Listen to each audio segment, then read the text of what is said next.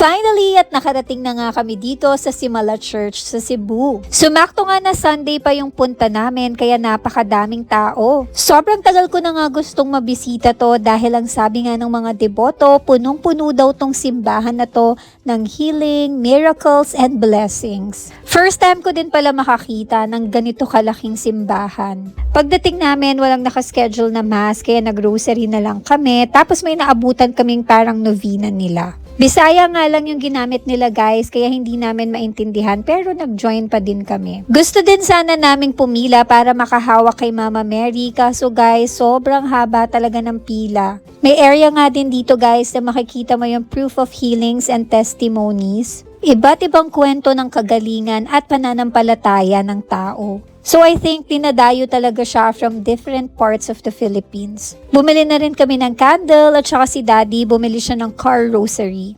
Walang hanggang pasasalamat sa iyo Lord sa healing and recovery na binigay mo sa akin. So next time, pag bumalik kami ng Cebu, itatry naming bumalik dito ng weekdays naman. After Simala Church, dumiretso kaming car dahil dito kami kakain ng lunch at maglelechon kami. Sabi kasi nila guys, dito daw talaga ang masarap na lechon. So umorder si Daddy ng isang regular at isang spicy na lechon. Nung una nga hindi kami sanay kasi walang gravy, walang Mang Tomas, pero ganun pala talaga yung lechon nila dito. Kahit walang sarsa ay sobrang sarap. So after namin mag-lunch sa Car City, diretso naman kaming Il Corso. So dito guys, nag-walking nga lang kami at nag-relax. Nakaka-relax kasi maglakad-lakad dito.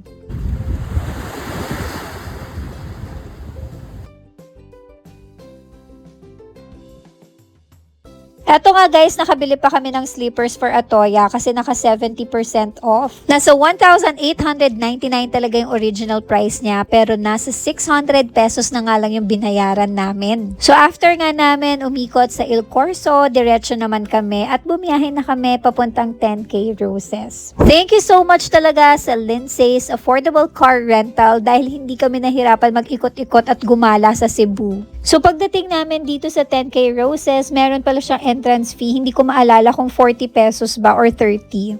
Palubog na nga yung araw nung pumunta kami dito kasi sabi nga nila mas maganda daw pumunta dito kapag gabi na. Kasi nga sa nighttime, lahat ng roses na yan ay mag-iilaw.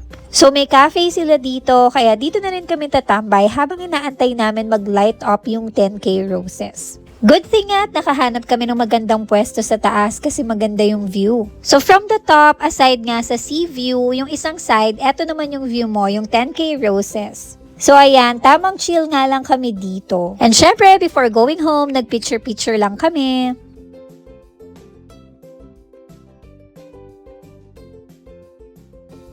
Thank you guys for watching. Bye everyone!